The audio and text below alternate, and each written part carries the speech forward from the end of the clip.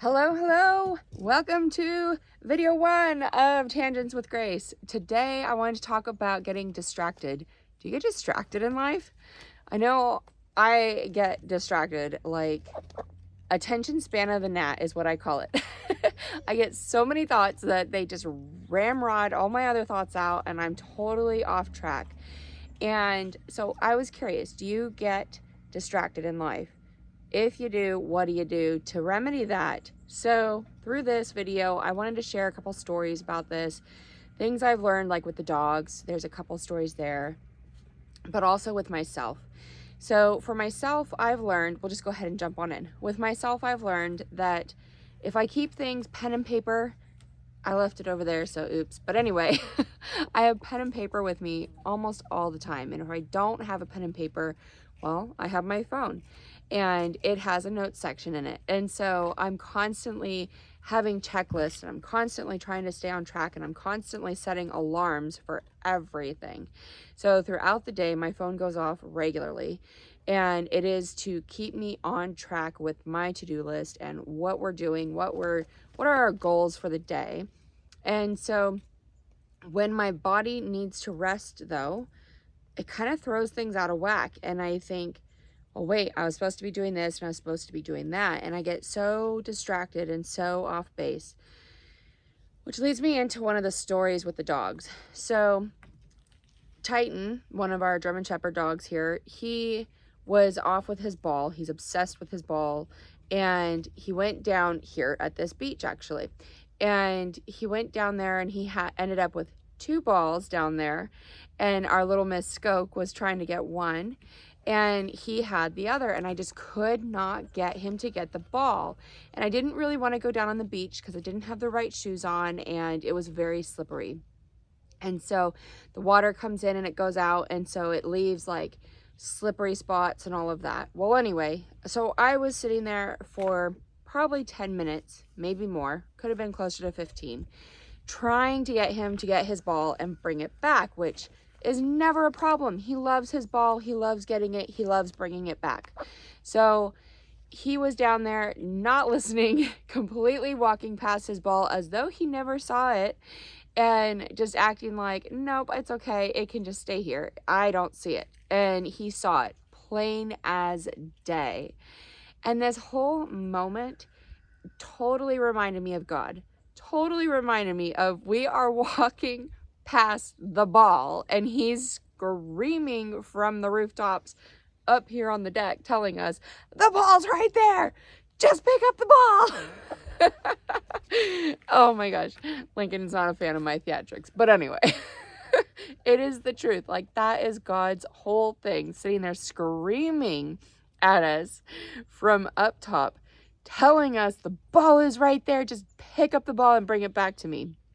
Now, God's not telling us to bring the ball back to him because he doesn't want to walk on a slippery beach. He's telling us to pick up the ball and bring it back to him so that he can see that we can be trusted with the little things, that we are obedient to the little things. So long story short-ish, I ended up walking down on the beach because he was never getting the ball. And when I got down there, that's when this whole analogy just hit me like a ton of bricks. That God is specifically asking us to go get the ball, whatever the ball is in your life, whatever that heart tug is. Is it to start your own YouTube channel? Is it to go read that book? Is it to start working out? Is it to start eating properly? Is it to start what? Fill in the blank. Start learning how to knit. What is it? What is your heart telling you that you need to go start and finish? So then there's that aspect to this whole thing. I had to walk all the way down, slip and slide through the slippery spot, whatever, the slippery place, the area, to get all the way down over to where the ball was. And when I got to the ball, I thought, oh, you know, that really wasn't as bad as I thought it was going to be. I picked up the ball and I came back. God is telling us, take action. If you don't know what to do, just start doing something, anything, and he will start guiding you. There's one of my favorite one of my favorite ministers, he talks about this all the time, and his name is Jesse Duplantis. Go look him up. I love him. He has some amazing analogies of us listening to God and not listening to God and making to-dos about things when all God wanted us to do is just go.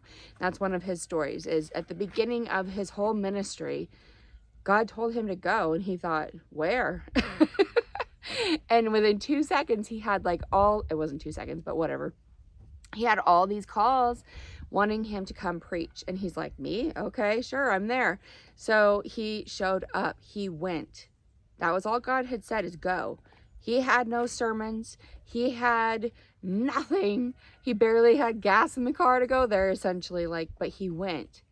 And there was no excuses to it. He showed up. He went. He stepped out in that faith. He took that action. And when he got there, more opportunities opened up.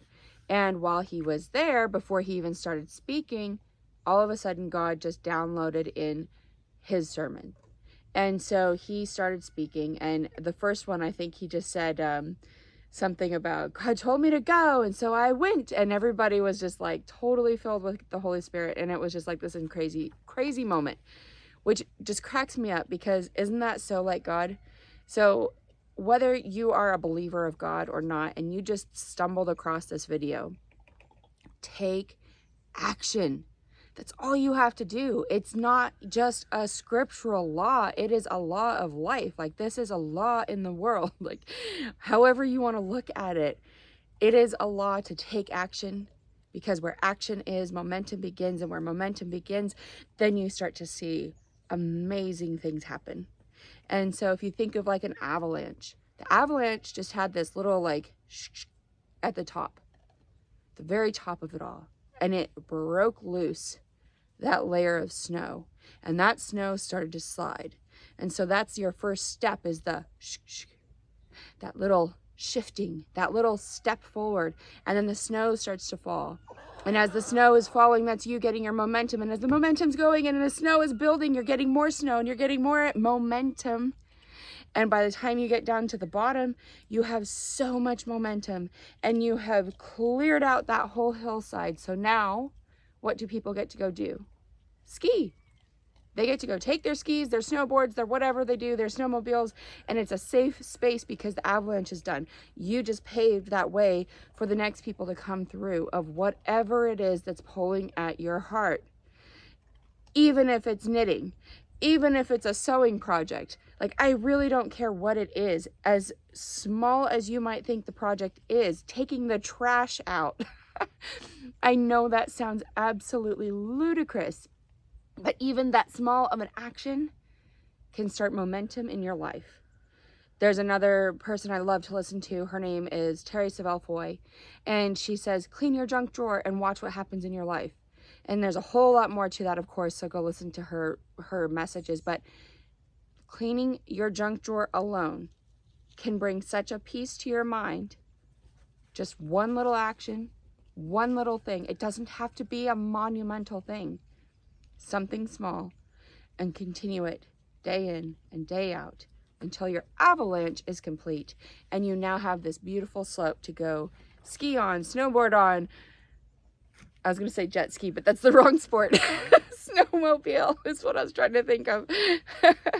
But it is the point to this whole thing. One action, one thing can change your entire life. And how do you get sidetracked? That's how I started this whole thing out. Like that. Dogs walking down the beach where they don't belong. How do you get sidetracked in life? Where do you get sidetracked? It's really important to put the blinders on. If you've ever seen a horse race, where the horses are in the chute, they're in the gate, and they open that gate and they come barreling out. They have blinders on because it's not their race out here. Their race is right here. So make sure your race is right there. Make sure you've got those blinders on and you're putting your race forward. Make sure you're not paying attention to the fluff and smuff and poof. Make sure you're paying attention to your race, to your actions, to your things. And with those distractions, that's the enemy trying to take you down. That's doubt trying to creep in. Well, today I won't do it because XYZ, I didn't do this and that, and I, you know, whatever. The trash can's not that full, I won't take it out. The junk drawer's not that bad, I won't do it. The house isn't that dirty, I won't clean it today. Whatever it is that's pulling at you, and those are all cleaning items, but maybe it's writing a book. Maybe it's starting that book. Maybe it's starting a business, looking into that business. What does it take to start the business? What do you need? What do you need to start doing to position yourself to start this business? So I just really wanted to encourage you today. Don't let the side things distract you. Stay focused. Keep those blinders on. Keep moving forward in your lane. And so with that, thank you so much for joining me on this first Tangents with Grace, and I look forward to seeing you on many more to come. Have a great day. We'll see you soon. Thank you so much. For my flock, herd, and pack to yours. We'll see you next time. Bye-bye.